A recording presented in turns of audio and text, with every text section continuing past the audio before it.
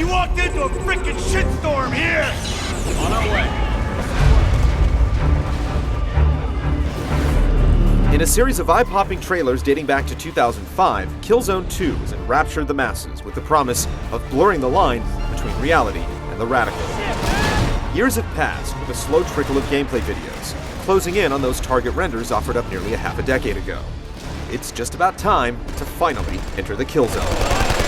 Part 2 kicks off following the events of the original Killzone and the PSP's Killzone Liberation. You take the role of Sergeant Thomas Sevchenko, Sev to his compatriots, a member of the ISA, Interplanetary Strategic Alliance, taking the fight to Helgen, home of the Helghast insurgency. It's easy to tell friend from foe. The bad guys have beady little red glowing eyes filled with malice.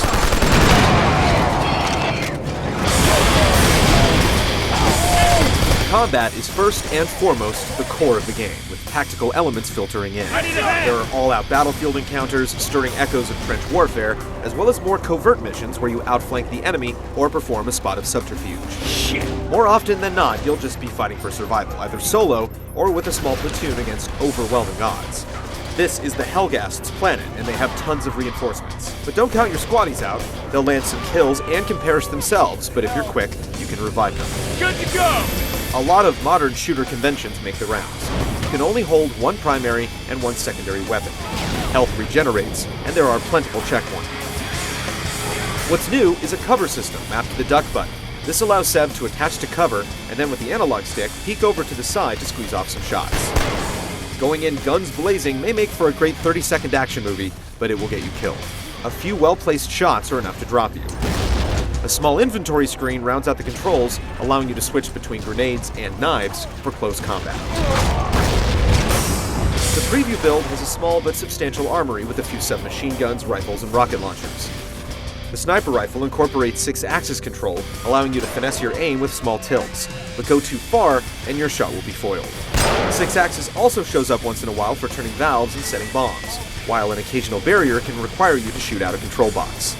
It's nothing too cerebral, but minute breaks from the constant onslaught of war are appreciated. The Helghast features shock troops of all sorts, including deadly armored juggernauts that have to be shot in the back to be taken out. Their R&D didn't skimp on niceties, with tons of tanks and mounted guns ready to mow you down. Occasionally, the ISA slips you a tank as well to help level the playing field, but you have to always be on the lookout for a rocket launcher and some extra munitions. Also, keep a keen eye out for special targets to destroy, which will likely tie into trophies or unlockables. Apart from the campaign is an extensive multiplayer mode, allowing you to side up with the ISA or Helghast and trade some lead. Level up, earn medals and ribbons while using ability badges with a class-based system, as you hone your scout, medic, soldier, engineer, saboteur, or soldier. Want to heal and kick ass? Then try mixing and matching the badges to create your ultimate killing machine. With clan support and dynamic multiplayer objectives that can change mid-round, Killzone 2's multiplayer has a lot to offer: 8 maps, 64 player bouts, and 5 main game types. Killzone 2 is finally set to try and live up to all those years of hype. What we've played so far has been a relentless pattern of duck and burst as we scan each dirty, dilapidated environment for burning red eyes. The multiplayer looks to have all the bells and whistles, minus a co-op feature, but we haven't spent any significant time with it. Find out if hours spent in the Killzone are a good use of your time in our full review in the coming weeks.